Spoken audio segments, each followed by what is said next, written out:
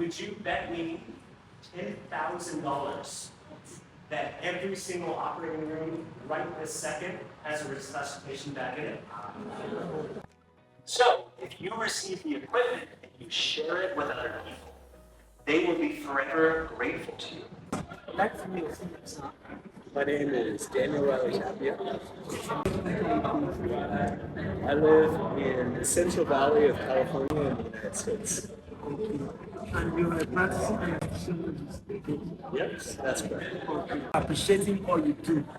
But most of my viewers may be wondering what I'm talking about. I'd like to throw more light on what you actually do. What motivates you to do such a great work? Well, throughout the world, in many parts of the world, people learn airway skills, how to manage the patient preoperatively in a crisis, in a code situation.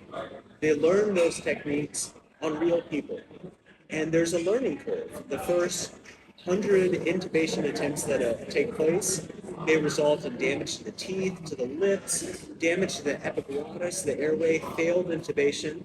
So the idea is that those first 100 attempts should take place on a plastic mannequin, so that when those skills are refined, honed down, our expertise is developed, then they can use that skill with a real patient for the patient's safety and security.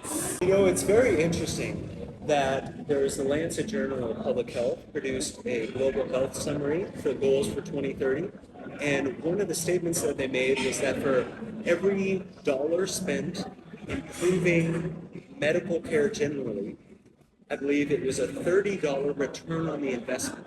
That means that if a man has a broken femur, it's better to repair that femur right away to avoid infection, permanent disability, and allows that person to continue to care for his family, be productive in society for decades and decades to come.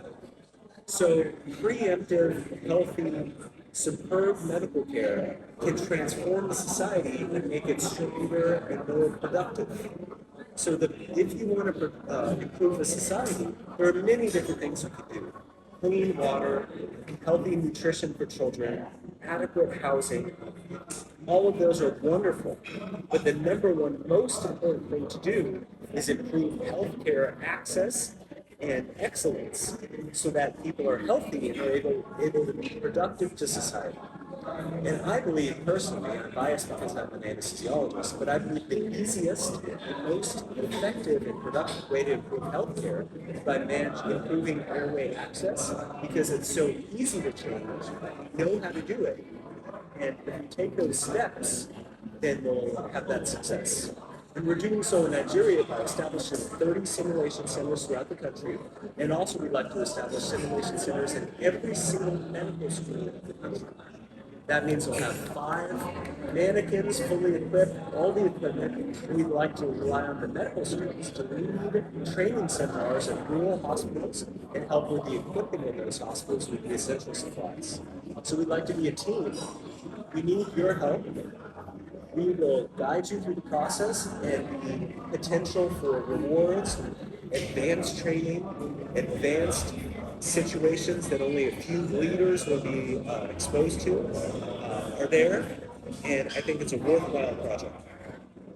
Are you also reaching out to medical schools in all those other countries, or just Nigeria? You are reaching out to medical schools? Well, every country has a different set of circumstances, different geography, different infrastructure. So in one country, for example, in Honduras, the goal is that every hospital has their own mannequin and develops training, and we see how that goes.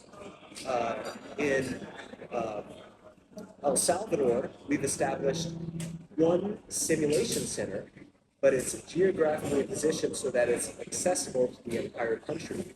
And it's at a major training center, Hospital Boom in San Salvador. Nigeria is distinct because Nigeria is a very large country, very culturally diverse country.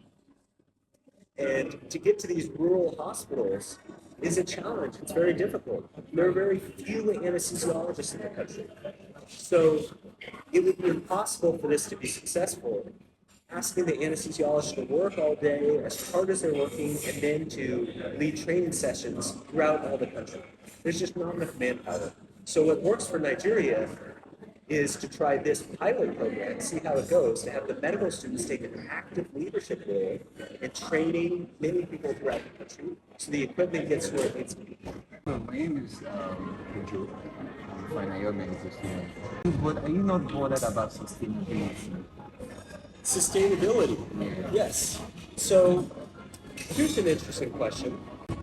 People would say, well, why don't we produce this equipment here in Nigeria? The United States doesn't produce any of this equipment. It's all produced in China, right? So, but the United States is sustainable. Right? So, we are producing a sustainable program by doing what we talked about, establishing a simulation center in the medical school, having the medical students train younger medical students so that generation by generation everyone has these skills, that the simulation centers can travel to different parts of the country. And it's a fact that in Nigeria, many of the pieces of equipment will be used thousands and thousands of times, right? The video laryngoscope, the laryngoscopes we have, the bougies, the intubating LMAs will be used for many patients. So if we go to a rural hospital and adequately stock them with all the equipment necessary, with adequate training, that could have an impact for 20, 30 years. And then maybe 30 years from now, the equipment will change. There'll be new equipment, better equipment. So it's a continual process. I don't know the amount of impact you've made today, but personally from me, I'm really inspired by everything you did today. When you spoke that you manage your patients, you don't want them to feel pain. Like it was personal to me, and I think I want to employ this even in my professional life too. Those lines, I've known this my entire life. I've been told all throughout my medical career, take care of the patient as if they were a family member. But I've just understood that maybe 6 months ago. And I realized that the only thing I focus on in the hospital is the safety and comfort of my patient. So I don't care if I work too late. I don't care what they pay me. I don't care if someone's rude to me, or if a colleague gives me a room I don't want to have, or if there's any obstacle throughout the day. The only thing I'm hyper-focused on is if the patient has no nausea, no pain, good comfort, and is happy, healthy, and safe in the recovery room. If I focus upon that, everything else disappears.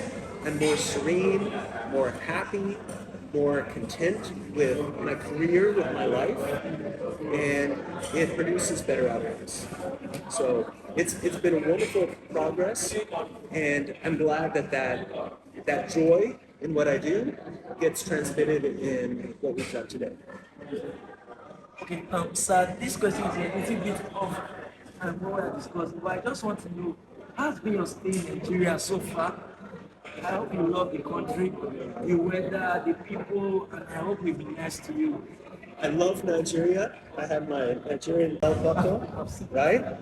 I've been given the honorary privilege of an honorary Nigerian. Really enjoyed it. The weather is beautiful. The countryside is wonderful. The people are delightful to be around. And I've gotten to know all parts of the country, from Lagos to Calabar, up north, Kano, Abuja, Bauchi. So we're getting to know a lot of different people, a lot of different parts. So it's a privilege to be here, and I'm really enjoying myself. Like you work with the company, or you work alone, or like you're with an organization doing this training. Well, I work with Dr. Rabi Mohammed Bashir. He's my colleague and my partner and my Nigerian brother. And we are trying to do great things in Nigeria. So, yes. Thank you, sir. I don't know if there will be more exposure, but the truth is, hands-on exposures like this are not what we get on a regular day. So what we get today is not taken for granted. I don't know if there's a way nature to pay you back, you'll be amazed. how much it sold today? In fact, we just imported a container and it has 210 more mannequin sets, but including infant mannequins, epidural sets, and we included 30 resuscitation mannequins to practice chest compressions. And we like to make it more scenario based so we can present the scenario and determine how it can be managed. For example, we have abdominal ruptured bowel in need of a laparotomy with a full stomach. How would you manage the patient? They're hypotensive, they're anemic, they're under-resuscitated, they have signs of sepsis, a ruptured bowel, do a rapid sequence intubation with a video laryngoscope using succinylcholine and etomidate, performing a 4-quadrant transversus abdominis plane block with good analgesia spread, a gram of intravenous acetaminophen preoperatively, and resuscitation, how to do chest compressions, all of those techniques. So we're just starting, and hopefully this will grow and develop into something that's comprehensive and helpful for everyone. Thank you very much. So my question was based on what you, like some of the stories you gave us while you were speaking to us earlier on.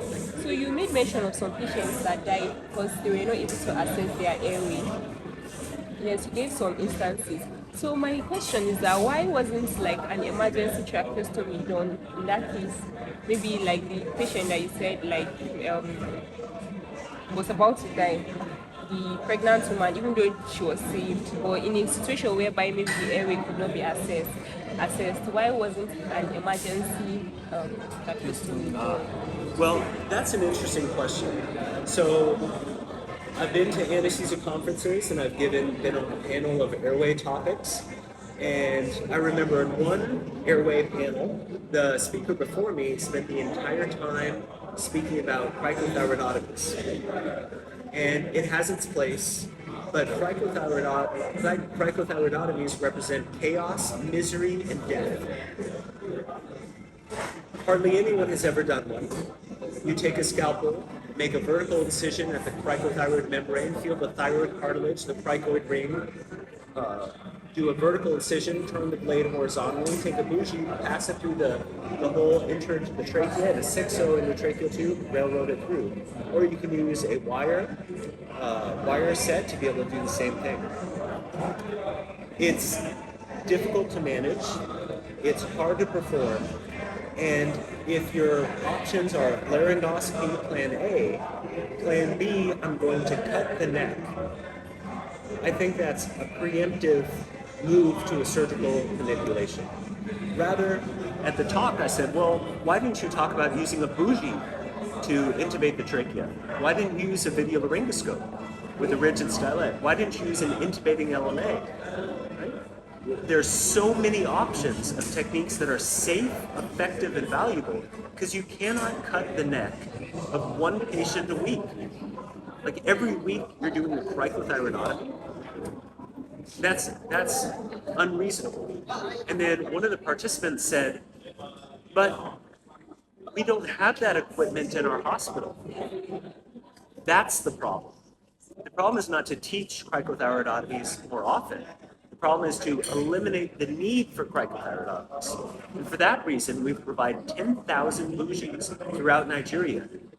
Nigeria is flooded with bougies. We've provided LED laryngoscopes, and I've just purchased 52,000 LED laryngoscopes. 30,000 are coming to Nigeria, so that every anesthesiologist in the country can get 10 and we can stock the operating rooms. That's the solution. Every hospital in Nigeria has a video laryngoscope. So let's do the least invasive techniques first.